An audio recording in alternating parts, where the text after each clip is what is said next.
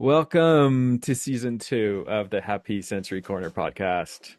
At Mendability, we want to help everyone, especially when they're vulnerable, to feel happy, more comfortable in their own skin, more confident, proud of themselves, so that they can be their true selves and we can all journey together through life more happily. Our contribution is to work on brain health. As our brains grow stronger and healthier, all of us benefit, but especially those among us who struggle to sleep, who are overwhelmed by the barrage of information from the environment, who struggle with their bodies, who are crippled with anxiety. And so we developed a gentle, family centered program of whole brain games that boosts brain development and activates the brain self healing mechanisms. It's based on the neuroscience field of environmental enrichment, and we call it sensory enrichment. And so we're experts in boosting brain development, but there's so much more that parents have to navigate. And for example, we're not experts in physical exercise and all the benefits that come from that. And so that's why today I'm delighted to discuss this with Mark Gray. Mark Gray is a personal trainer and founder of the Paradigm Project, where he helps busy professionals, including parents, prioritize their health and live pain-free lives.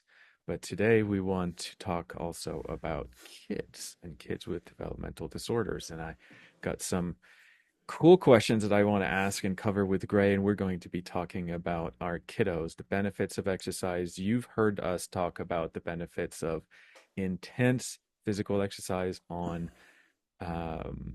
it helps induce an elevated state of neuroplasticity, just like pairing sensory inputs. And so there's some really cool stuff we can do just by exercising. But with our kiddos, we kind of have to look at how to maybe make it more interesting, you know. And so Mark Gray, with certifications in corrective performance exercise, he focuses on more than just physical fitness. He also addresses stress, sleep, well-being. Does that sound familiar? And so, Mark, you've dealt with your own health challenges too, and I think that's part of your journey. And so, I think this is where I want to go first. Is there something that happened maybe in young little Mark or recently that sort of gave you that drive, gave you that calling? Yeah, well, first of all, thanks for having me, and hopefully I can share some somewhat good wisdom with your great listeners.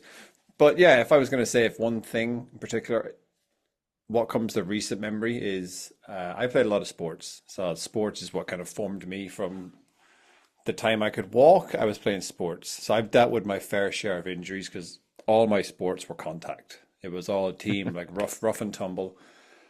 So pretty much the Was there a whole. reason for that? Is it like something your dad or your mom or your brother were into, or is it something like I gotta hit something?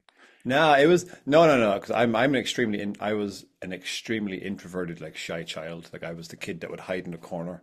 But when it came to Yeah. sports, that was my outlet, and I just loved it. But I was never the one to go and look for like physicality. Okay. It's just the sports I played, like just like Gaelic football and that sort of stuff. They're kind of hard, rough and tumble sports. So Wait, wait, that wait, wait. Gaelic football? Gaelic I mean, football, for yeah, our listeners, mostly Americans, I have to yeah, oh say that yeah. he's talking about soccer. Okay, the real football, the kind of where you use your feet to kick the ball. But Gaelic? Gaelic football, yeah. So Gaelic football, for those of you who are not familiar, is a mixture of soccer or football and like rugby, for instance. So it's like a combination of the two. It's the best way I can describe it. It's just pure chaos, but it's the I most was fun gonna sport say they ever. say that soccer is a game of hooligans played by gentlemen. No, wait, it's the other way around. And rugby is a play of gentlemen played by hooligans. No, No, it's soccer. the Okay, other way around. football is a game of a gentleman played by hooligans, Yeah, and rugby is a game of hooligans played by gentlemen. yeah. So, are we keeping the hooligans of both worlds, or are we keeping the gentlemen of both worlds? No, What are hooligans, the hooligans of both worlds. Yeah, it's an amazing sport. I yeah, anyone that's listening, just go YouTube it. Just YouTube GAA. in YouTube, and you'll get your eyes opened to what a real like tough sport is. But yeah, so I Oh wasn't like no. I wasn't like a very like rough and tumble child, but you just play sports and it's what you get into. But getting back to your question, yeah, so pretty much like the whole right side of my body is like a little bit worse for wear than the left. Like a right shoulder, a right ankle, my right hip. Now I'm fully functioning, but they're just little battle scars from just like years and years and years of sports. So as I got older and I became, as I sorry went a bit further in my career when I became a coach, then I wanted to go down the path of like just kind of helping people not run into the same issues I had, or not just not run into them, but be able to fix them, excuse me, and address them. Because what might seem very small now, 10 years can be something massive. And that was just for me dealing with my own personal kind of injuries and that sort of stuff. And that's what led me to kind of be where I am now. I had no interest in being a coach, to be honest, when I was younger. I just wanted to play sports, so I just naturally fell into this. And then as I got into it, then yeah, I was like, I can not just help people like live a healthier, fitter life, but I can also help them live their life in a better way. So besides helping someone lose some body fat and help them look and feel better, that's great. Like a lot of coaches can do that. It's like it's not rocket science. Trust obviously there's some skill and effort that goes into it, of course. But being able to get someone to like move pain free and actually enjoy the life they have, for me that means like a lot more. So my own personal experience has led me to that. So I hope I've got to that in a roundabout way. And is it because you've got some injuries or you've made some mistakes and you're trying to help people avoid the same Yeah, mistakes? exactly. Yeah. Is Yeah. there a mistake A that you're mistake. No, comfortable well, sharing? yeah, yeah, of course. I just I thought we were having a good laugh earlier about, hooligans playing just playing ball and I have pictures of just you getting your ear torn off and that kind of Oh, stuff. like no, like this. No, no, no. It's like organized violence. That's the best way I can say it. Organized That it violence. is. It's the same people. Like obviously American football. I played American football, like NFL. I played that for a year as well, Mm. and that was awesome fun. And that's violent as well, but it's organized violence. But there's so many breaks. There And is. I mean it did take organized to a Oh, whole new level. It's there's no room almost for any spontaneity. How do you say yeah. that word? Spontaneity. Spontaneity. Yeah. Yeah. Spontaneity. Yeah. Yeah, no, you're very right. Yeah, the thing is, it's not until when you watch like American football on TV, it is like if you're not like super into it, it can be boring because it's action, 1 minute break, action, 1 minute break, action, 5 minute break, and yeah, it can be tough to watch. But when you're actually in it, it is actually quite intense. Like it's a lot quicker And they than you wear so actually much think. padding. Yeah. Oh, Do you wear padding in Gaelic football? nah, you are not a no. That's right. Um, That's so I like to tease the Americans about that. It's like, yeah, yeah. yeah, Yeah, it's like but yeah, you that's don't why. know what you're talking about. And it's funny, Nah. is the rate of concussion higher in rugby players or in American football players? Do you have any I handle on would those say stats? I think American football. If I was gonna hedge my bets, I've watched a lot of rugby. Like I love my rugby, and I watch a lot of American football as well. But I would say American football, the see like concussion rates are higher. Um, yeah, I would definitely say so. Rugby, even though rugby is super intense and there's no equipment, like those guys are absolute warriors. They have a bit more precision with the way they move and the way they tackle. So there's not as much like head on head and shoulder on head and that sort of stuff. Whereas obviously American football, they can just go crazy with pad to helmet, and even though they're wearing pads, it's still bloody tough. So yeah, it's not for the faint It of heart. reminds me of okay, uh, the thinking that I have, and it's funny that we're going so off track with That's this, cool. but hey, I'm having fun, hopefully the listeners too. And I think it's an interesting subject for us. Chronic traumatic encephalopathy is a thing because we can help the players as soon as they've had that hit. There's a protocol they can do right off the field and then it can go back and it minimizes the impact of the concussion. So it's something that I'm really hoping we can do a clinical trial on. So it's on my mind. This is why I have a question. Ah, But it that's feels cool. to me like if you have all this padding, you feel you will go, you'll take more risks because you Yep. feel safer. Yep. And it reminds me of a study they did with seat belts. Ford commissioned a study because they were the first ones well, they weren't the first one to come up with the seat belt, but they wanted to sell seat belts as a safety feature in their cars. So they commissioned a study that was back in the 60s to show how many more lives they could save if people were told to wear the seatbelt consistently. And they found that the death rate was actually exactly the same, like within statistical significance. There was no Yeah. statistical difference between the two numbers, and it's oh crap, seatbelts don't work and whatever. But a guy had the smarts to say, well, hang on a minute, there's something off about those numbers, and they reanalyzed the data, and they saw that people were driving 10 slightly faster and behaving and doing all sorts of riskier behavior when they were wearing the seatbelt. Hmm. And so they were going into experiencing more accidents than when they weren't wearing the seatbelt. And so I'm wondering if we're dealing with the same situation with American footballers wearing all this padding versus rugby players wearing no padding. And they know when my head hits that head, nothing is going to cushion anything. And so they kind of play differently.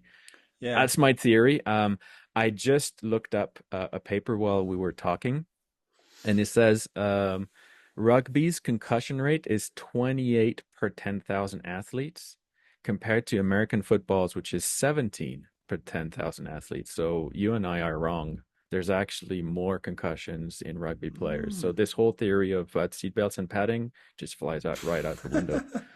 Yeah. Well, I know from what you said, though, I think is true, though, because I played both sports.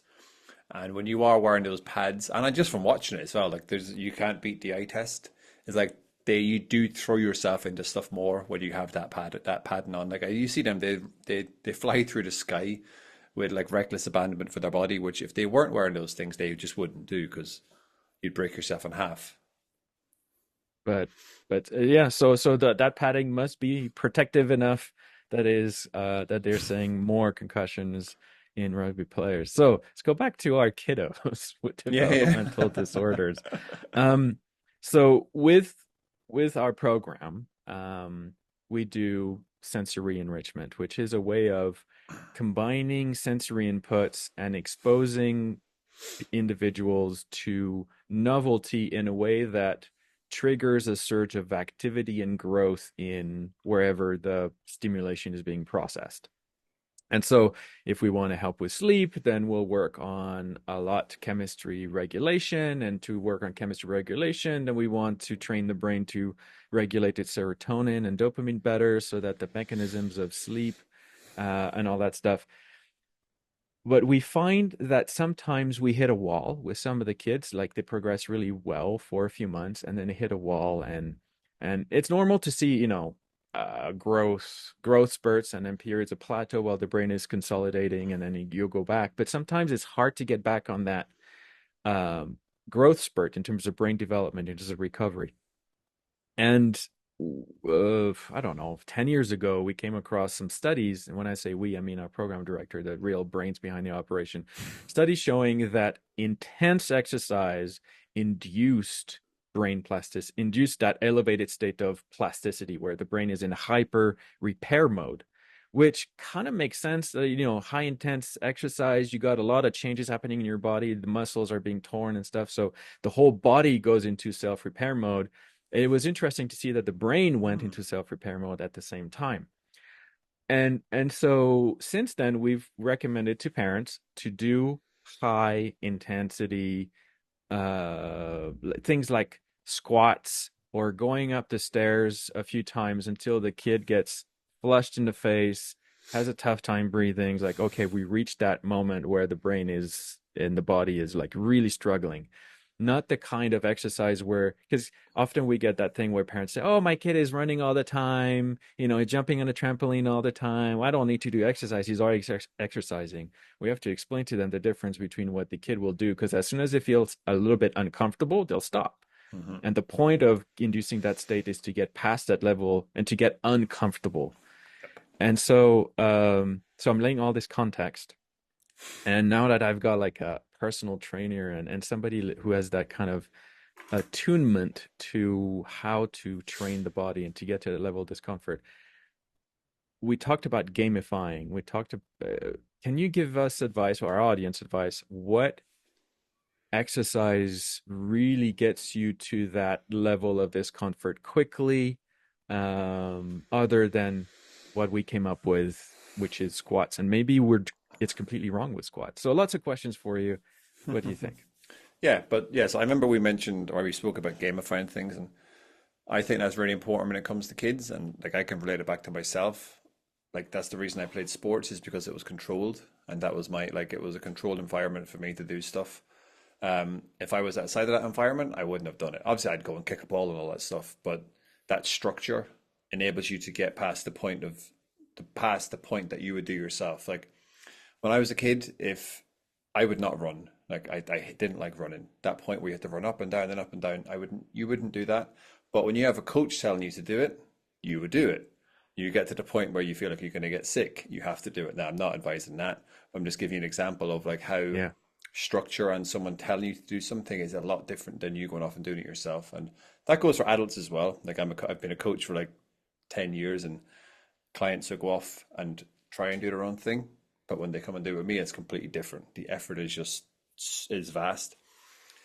So yeah, so I think gamifying is very, very important. But like you mentioned about squats and stuff like that, like that's not wrong. That definitely isn't.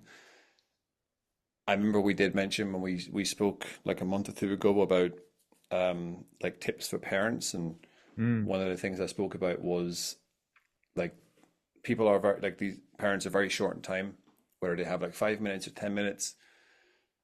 What I would try and get across is just do anything.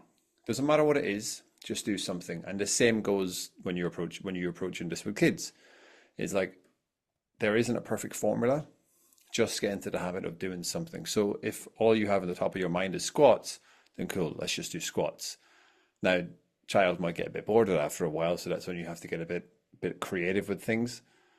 And that's when you can like you just have to get a bit creative. Like look around your house. What do you have? Like if you have like bean bags or something like that, those toy bean bags, we used to have them in school. I don't know if you have them around where you are, but like instead of just getting someone to do like like a kid to do 10 squats, get them to do a squat and then throw the bag at them. Not physically hard at them, but get them to catch the Yeah. bag.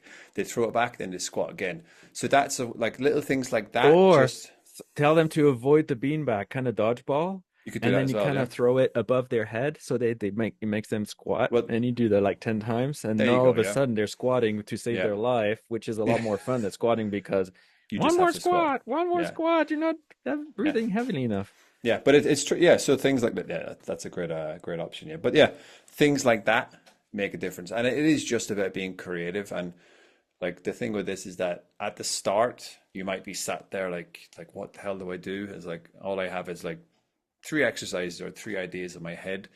You'll find that when you start to do this sort of stuff, and I know that as a coach, is that when I'm like was creating programs for clients back when I started, I was like almost like a deer in headlights. Like, what do I do? The longer you do it, the more creative you get, and the quicker you get with things. So yeah, gamify things like the beanbag for one, but and if you got space, like I would say to a lot of parents is just think back to when you were a child and the games that you kind of had, and then think about how you can adapt them and make them physically more active.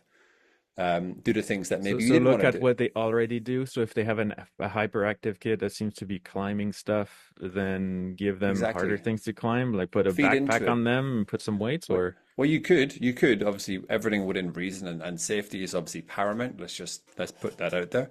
Um, but yeah, exactly. If you can find something as well that your kid actively enjoys and that you know that they enjoy, is like feed off that. So if they like to run, if you just have a kid that just runs around the house and they're overactive, like you said, like feed into that. Maybe try and take them out, and or if you got a garden, and again, like um gamify it. Like ask them like how many times can you run up and down in a minute? And then the thing is that if you want to make it really impactful and you want it to stick and you want that child to feel like this is fun, is then join in. So that's one of the things that I would suggest as well, because then obviously you're getting a kickback off that as well. But um, I'll relate this to myself first. Like I love to work out. Like I love to run, I love to jump, I love to lift weights, all that sort of stuff. Is like I lead very much by example. So my clients see me doing the stuff I do. I just like 3 weeks ago, I did this super intense, like 22-kilometer obstacle course race up in the mountains in Barcelona. It was loads of fun. I did it for myself, but I also did it to kind of show my clients like what's possible. It's like you can, when you push yourself, this is possible.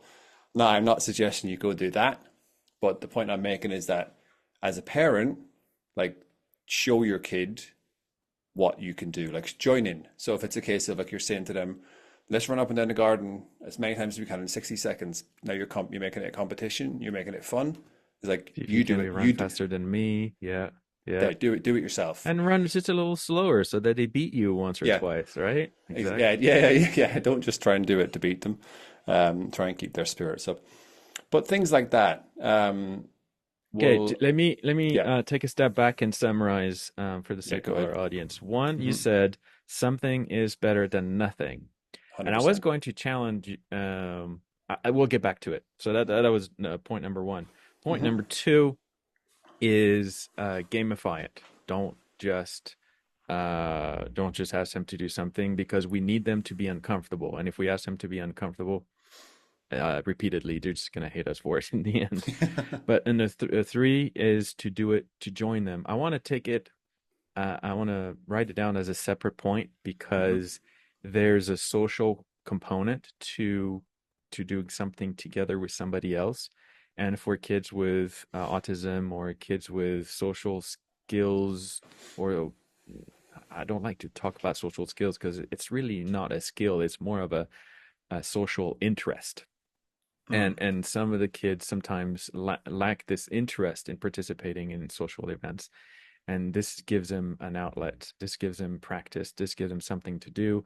And if you manage a level of competition, there's lots of powerful skills through play that can intervene. So I think you've said three important things, and I'd like to explore these three in more depth, unless you have a fourth piece of advice you want to add to this Uh, list.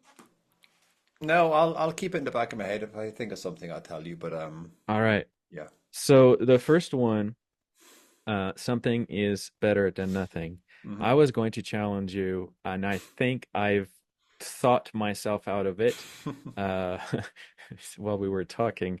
I thought I was under this impression that um, there's only really one or a couple of types. There's one situation that leads to an improvement in brain capacity and in brain plasticity, and everything else is really getting the kid uncomfortable for nothing because you're not getting to that elevated state of neuroplasticity, you're not getting that recovery, you're not getting that healing. Hmm. But now I'm thinking, hang on a minute. If you say there's only one thing that works, that it creates a barrier. Now the parent says, well, unless I can do this, I'm not going to. And then you find yourself doing stuff inconsistently. Exactly. But and the other thing that I'm thinking of is if you do, even if you're not reaching that ideal goal of that elevated neuroplasticity, you're achieving a whole bunch of other things.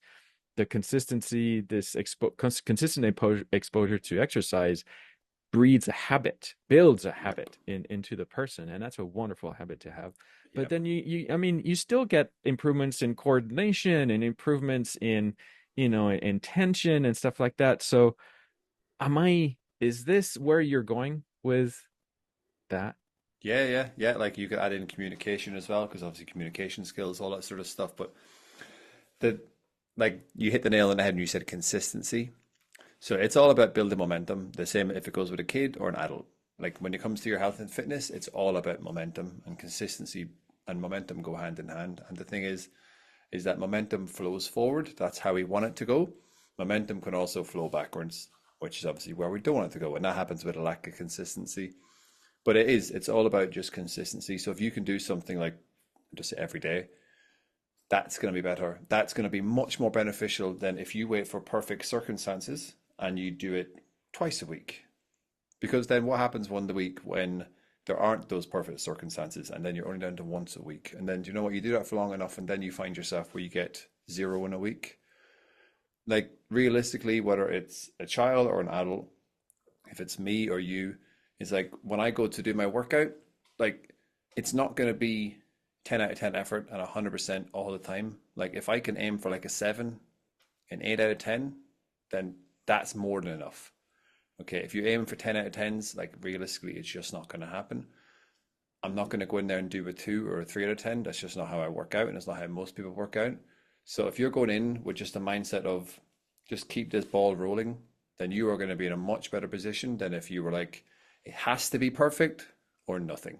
And I remember we spoke about that in relation to parents, about that kind of, I think we mentioned like the all or nothing mindset. Like Mm. you have to get rid of that. Just like it's just all about building momentum, just momentum, momentum, momentum, and yeah, you get much, much further with that. And like I said, that goes for kids or it goes for adults. It's the exact same.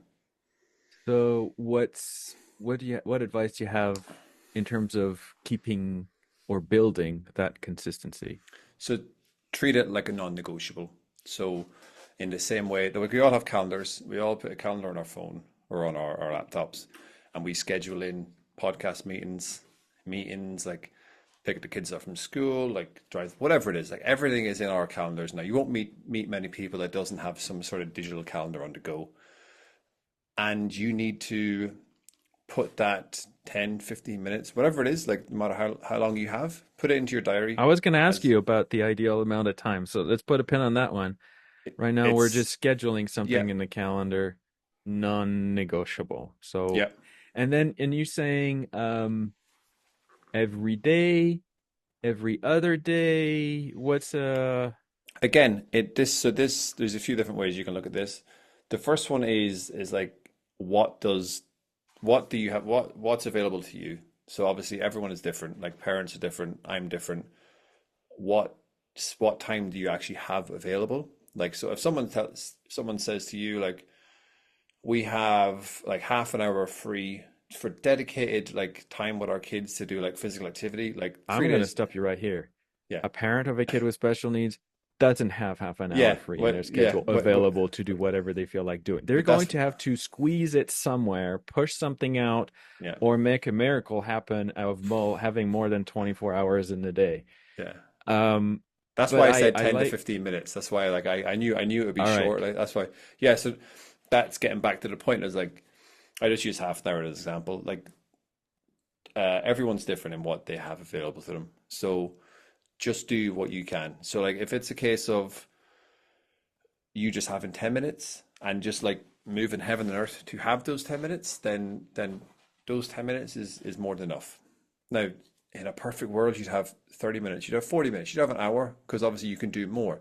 But if 10 is all you have, then just make the most of those 10 minutes. And at the start, when you do those 10 minutes, you're going to spend 9 minutes like going, what the hell? And then 1 minute of actual work. And you're going to be like, do you know what? That was a load of BS. Like, you're going to maybe feel like really frustrated, both you and the child. But you do it for long enough, and then you turn those, then you have 10 minutes in like a few months, you have 10 minutes of really good work. And then you might find that as you go through your week, do you know what? You're able to push that 10 minutes to an extra 5 minutes. And you've got 3 50-minute blocks a week, whatever it is. But that's how I would look at it is just do what you can. Like there's no, I'm not going to tell you you have to do a half an hour workout. I'm not going to tell you you have to do that 4 days a week. I don't say that to adults. I say like you have to just do what you can. Okay, and everyone has 24 hours, but everyone's 24 hours are radically different. So Yes, just do what. and it changes from day to day. Yeah, So, point exactly. number one, get rid of the all or nothing mindset. Yeah, There's plenty of side benefits to being consistent that are also going to benefit the health of you and your child, especially when we get to the point where we do it together.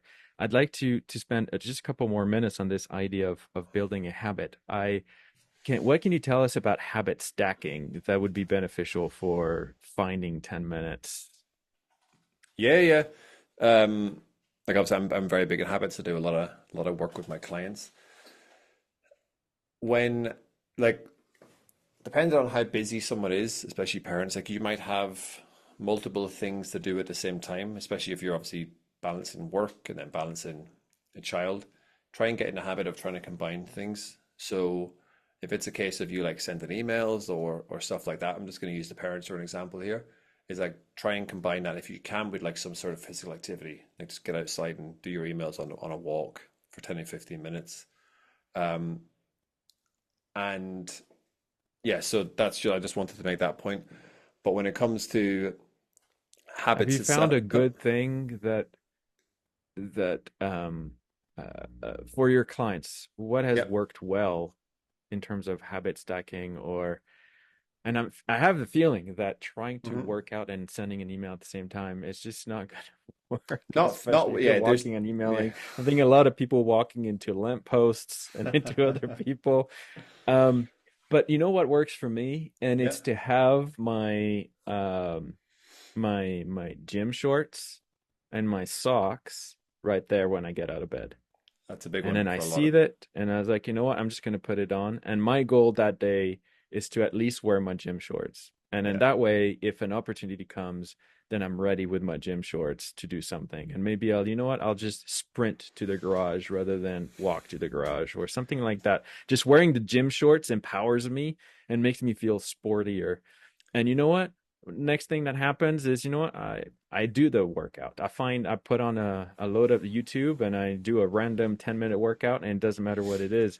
So it's not so much habit stacking as it is habit sequencing. You Yeah. know, I'm going to get out of bed eventually and I'm going to have to put some clothes on. It might as well be Yeah. the clothes that are going to make me think of doing a workout. That's what works for me. Have Yeah. you found Yeah. anything like that that has worked with No, your no, no. clients? That's like, and that was a point I was going to bring up. I remember thinking of it before we actually come on was little things just then to make, we're getting onto like the parent, for instance, and we're like, how can we make the parent more active? Simple things like when you are brushing your teeth, when you have those 2 minutes to yourself, Yeah. like, can you brush your teeth and then do some squats, like in between? Or when you're in the kitchen and you're cooking dinner, is like, can you incorporate something into that? Like, can you drop down and do 5 push-ups and then come back up and chop the potatoes? It doesn't have to be every time, like in between I each imagine, vegetable.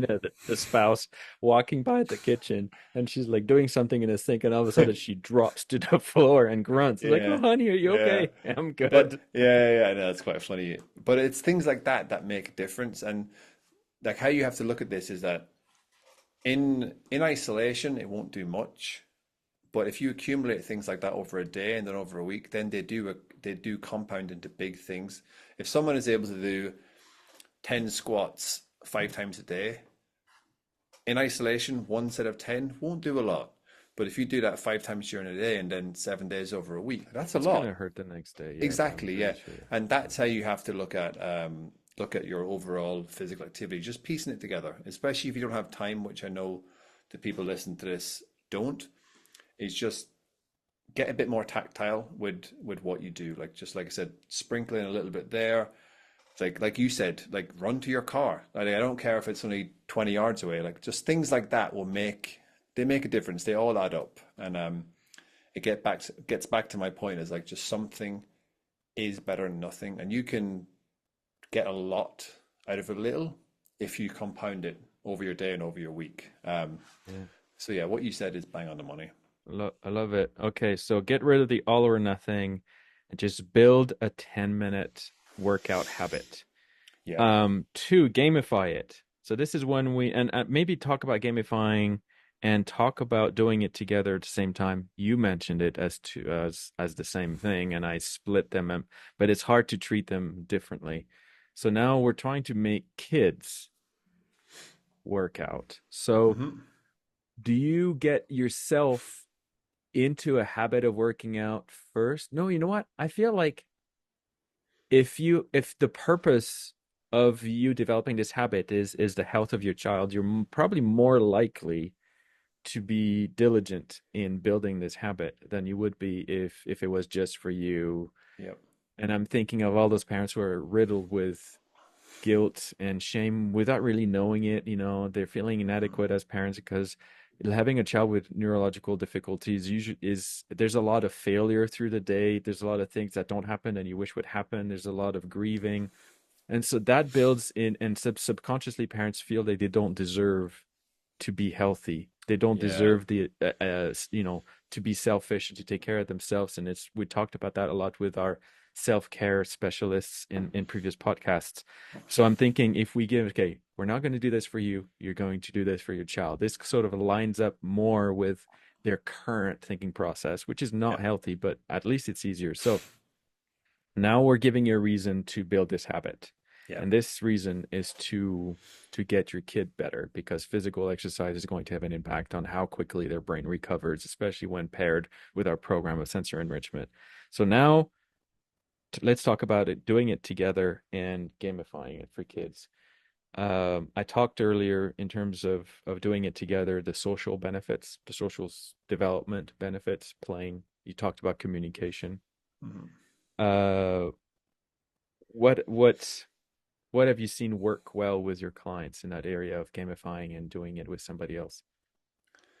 Yeah, I used to train quite a lot of clients, not clients, sorry, couples when I was when I worked in the gym. I now work from this office of mine, but when I was in the gym, I used to train a lot of couples, and I would have them do stuff together, and I think they enjoyed it anyway. I didn't have anyone break up over it. But yeah, it does. It like when you work out with someone or you do something physically active with someone, it does. For one, it helps with the enjoyment. It helps with your adherence, so your ability to keep it up, because obviously you do enjoy it. The more we enjoy something, the more we're going to keep it up. So I think that obviously is very, very, very important for kids, especially these type of kids, like just any kid to be honest, because if they're bored, they ain't going to keep it up.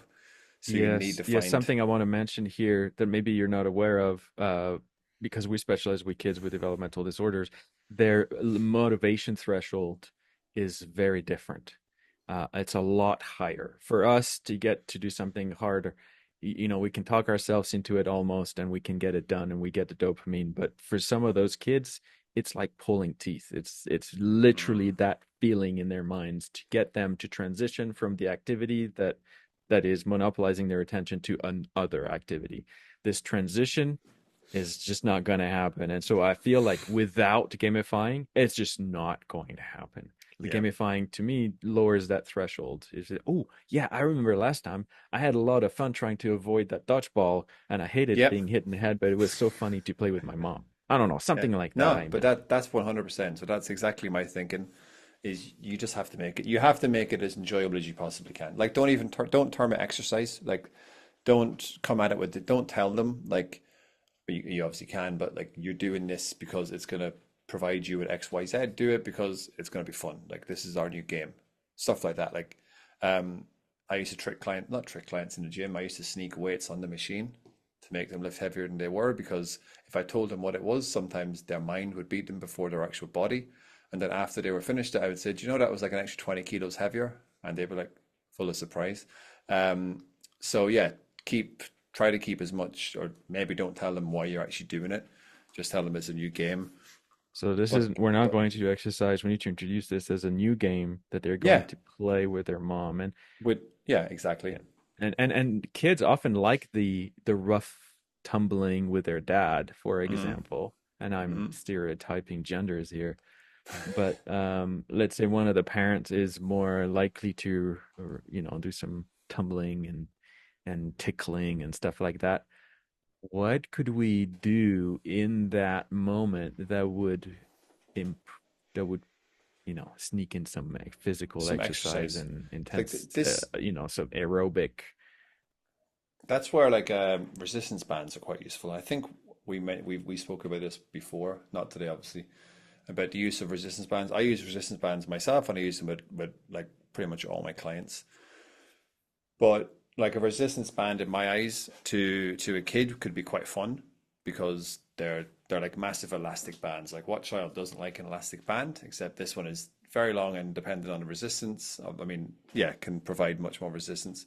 But like you could do like just thinking off the top of my head, like some sort of a tug of war with your child, but instead of them actually going back and forth, you actually get the child to pull it, for instance, and then that is actually strengthening up their upper back and shoulder muscles, which is awesome for your posture. Um, like I know I've things, been watching you and I've been adjusting my posture because you're sounding so straight and I'm I'm trying, hunching to yeah. get close to the microphone, but I feel like, yeah. But yeah, but things like that, like where you are being a bit more tactile with the use of things like bands, for instance, but you are actually actively strengthening up their muscles. Whereas they wouldn't know that because they haven't been exposed to like what a row with a band is and what that's actually strengthening. But for a child to just stand there and pull on a band, it's probably going to be fun because you're pulling a big, massive elastic band, or get them to push one, things like that. You're strengthening up the front of the body. Um, there's actually like you could put a band around a child's knees and get them to do different stuff, maybe like walking side to side or forward and back. Whereas they might see that as a little bit like silly or fun because it's going to make them almost like lose their balance. Mm. But it is actually going to have tremendous benefits in terms of like the strength of their hips and their legs, as well as working on their proprioception and stability. All obviously really beneficial things. But to them, they don't know why they're doing it, and it would be quite fun. But for you, obviously, you're doing it for a specific reason. Um, so yeah, things like that could definitely help. And then obviously you put like the competitive element to it as well. I don't there's like you can make a competition out of anything and a game out of anything. Like first to walk up and down 10 times, or like you said, dodge the beanbag and compete against your parent. Like just stuff. Then you Yeah. introduce stuff like that Without, into it as well. like there's this circle and you can't leave that circle, otherwise you lose the game, but you Exactly. still have to avoid the dodgeball or the beanbag, Yeah. right? Yeah. Exactly. And you do it And with like then a you lot pop a of core stuff. yeah, and Yeah, proprioception. you pop a band around their knees, and they have to like there's an exercise I do with clients called crab walks, for instance, where you put a band around their knees and you get them to like walk like a crab, but it's a tremendous exercise for their hips and their glutes. Mm. Like you get a child to say, "We're going to walk like a crab," even without a band. To be honest, like And we it's can actually super race, beneficial. Yeah, you know? exactly. But that is gonna like burn and light up their glutes and their hips and their core muscles. Um, but obviously you've put a more of a fun twist on it. So Love yeah, it. things like that would be pretty awesome. Uh, an example from our experience.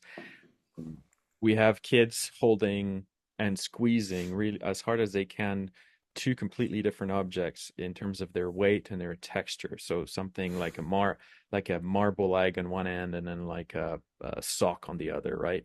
And then this sends a lot of contrasting types of information across the brain. And so for the brain, this information is really it's new. Like nobody squeezes really hard two completely different things.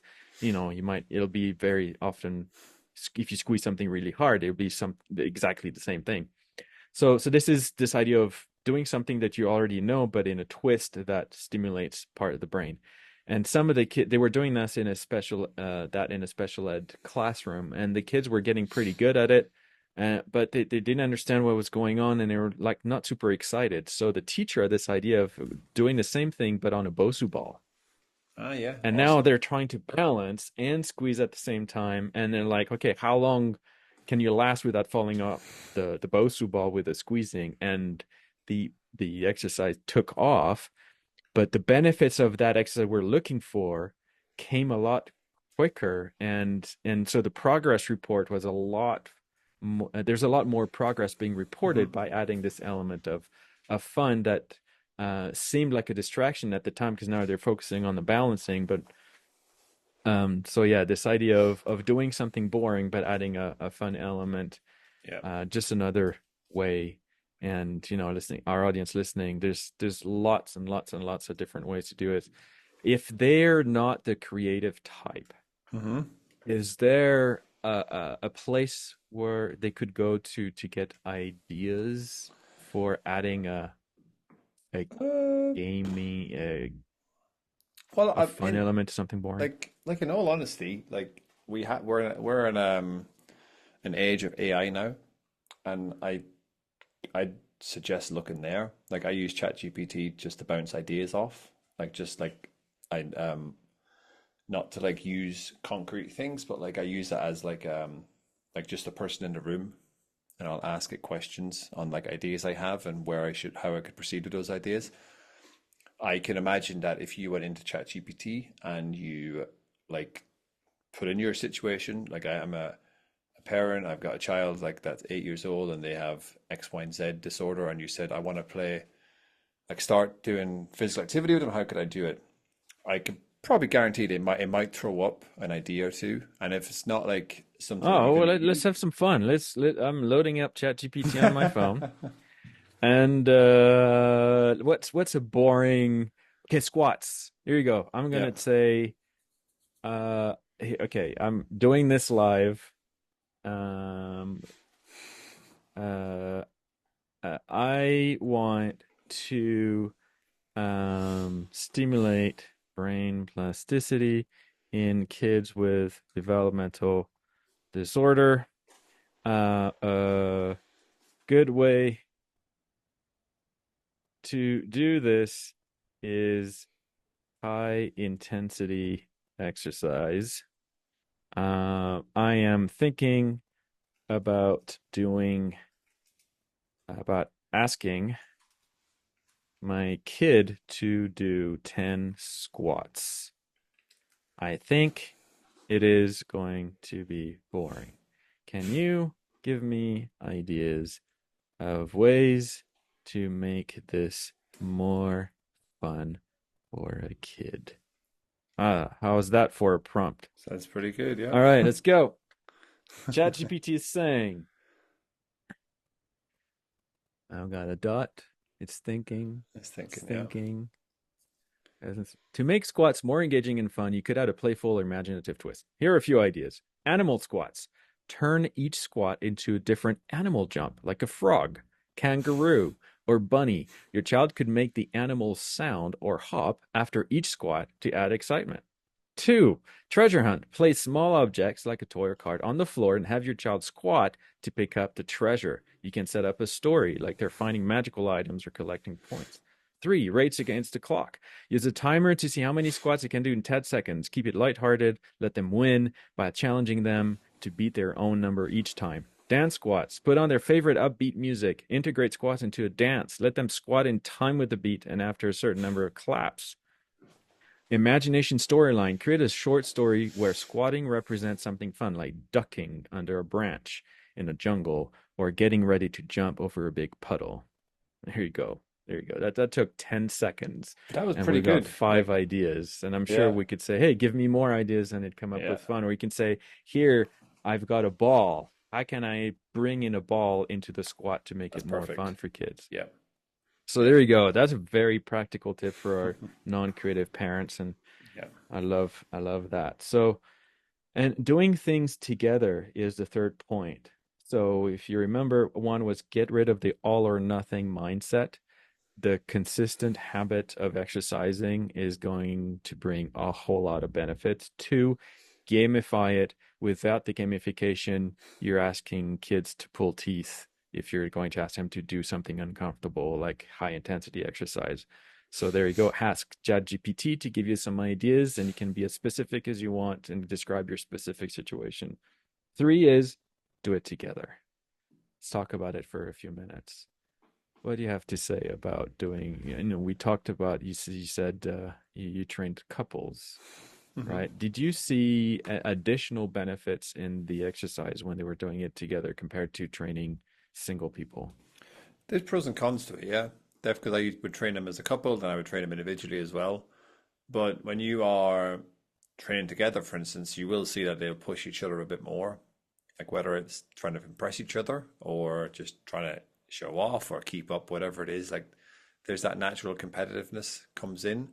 And I think you will find that will show itself even in the most uncompetitive of children. Is like if you have them suddenly competing or like working out with their parent, especially if you put it into that game situation, doubt you'll find many children that won't like just have that urge to try and beat their parent, no matter what it is. I know I would have anyway. So I definitely think you would see some additional benefits in that front. And then in terms of like what you could do, I think we spoke about it before, like well, we spoke about it quite often actually. In fairness, of what exercise you could do, like the bean bags, and just you just mentioned quite a few there, which was actually awesome. Which was a better response from ChatGPT than I was expecting actually, which was actually quite cool. Um, Let me think. but So let me see. Let me tell you what I think happens when you do it. There's a few different ways of incorporating you and turning into a social thing. They can watch you do it. So you do it first, and then you ask them to do it. So they have a laugh looking at you, and they're curious, and they want to say, "I want to do what mom seemed to have so much fun doing." yeah, There's that competition, competing against each other. Have you found that competing against another person makes you try harder than competing to beat your own record? yeah, yeah, definitely, yeah, definitely, yeah. I think it's just human nature. I just yeah, and especially if you're like good, like you're friendly with the individual. There's that friendly competition. So I definitely think yeah, I would for sure say that yeah, you'd be more competitive and you'd want to beat them, especially if it's your parent as well. I think you'd want to beat them even more. Hmm. Um, And imagine the benefits on yourself because now you're working out exactly, yeah. So and it's, you're experiencing the gamification because you asked ChatGPT to give you a way to have fun with it. And now you're having fun exercising and mhm. you're building this fun habit and anchoring fun with exercise and healthy. Imagine how good I'm getting all excited about this. I'm thinking, I mean, I feel like I have some pretty good healthy habits, but they're not quite as much fun, and I haven't incorporated another person into it as much, and I definitely want to try that out. But now I want to create maybe a more formalized approach towards exercise, and instead of us asking parents to say, "Hey, find a way to get your kid to do 10 squats every day," to sort of break through that threshold, that wall. And every time that we get kids to exercise like this, we get past that wall. Mhm. And then kids start recovering again, and then they get a surge of development with their brain and everything. But I feel like we made our lives difficult because we didn't tell the parents to gamify it. We told them, "Hey, it's going to be hard. You have to come up with a way." But this I this episode, I'm going to compile it into a guide, I think. That's awesome. Yeah. How to make exercise, how to achieve neurological improvement. I don't know, I have to come up with something better than this through exercise, and how to make that fun for you and your kid. I need to find a way to the title to say that they're going to get benefits from it as well. I Yeah. This would be a fantastic guide, wouldn't It it? does. It sounds awesome. Yeah. It sounds very, very, very useful and highly practical. And yeah, Cool. the thing is that this first reiteration of anything is never good. It's like when you make pancakes, first pancake's always crap. You need to get a few in. The same as when, like I said, when they do this for the first time, it's probably going to be extremely frustrating.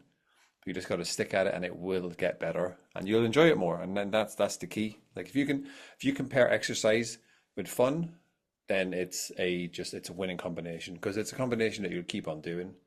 You don't want to do this for a few weeks then give up. You want to do it for life. Um, so yeah, sounds awesome. Perfect. Mark, I had so much fun with our episode today. Thank you That so was much good for fun. doing Yeah, this. yeah, it's absolutely fun. Exercise is not an area that we've explored a lot in our episodes. I want to speak to a whole bunch now of physical therapists. How do people get and work with you? It sounds like you can work with anybody in the world now, and you're set up to do remote coaching sessions. So Mhm. maybe we could invite our parents to reach out to you and say, "You're familiar with what we're trying to achieve. You spoke with Kim. Now, can you coach us?" And because that's another element of making building a habit, right? Is to have somebody coach you. Accountability Trying to is figure it out on your huge. own is It's hard. It's yeah. frustrating and it's long. Yeah, like yeah, accountability is the big thing I do with my clients. Obviously, I give them a lot of resources and tell them what to do and how to do it, but accountability is the big thing. But yeah, and if somebody wants to come and chat to me about coaching or they simply just have questions or advice, that's like my Mm. doors are open. You can check me out on LinkedIn or my website as well, which I'm sure you'll probably share at some stage. And your website Um, is theparadigmproject.uk. theparadigmproject.com. Yes, I Yeah. am. Um, but yeah, my doors are always open for a friendly And chat. LinkedIn is So your favorite sort of instant yeah, messaging. yeah. I use Instagram as well. I'm very active in there as well, but I find I just have better. Well, if someone's not on LinkedIn, obviously come check me out on Instagram, of course. Yeah. Or feel free to drop me And an your email. what's your handle on Instagram? Coach Mark Gray, so nice and simple. Coach Mark Mark Gray Gray, yeah. And like I said, my Instagram. doors are always open. Questions, advice, and that's why I have my social media accounts is just to help out. So yeah, I'm all That's ears. lovely. Thank you again for your spending time with me and helping our parents come up with good ways to build this very, very powerful habit. Everybody, have a good week. Have a blessed week. And thank you again, Mark. That was awesome. Thank you.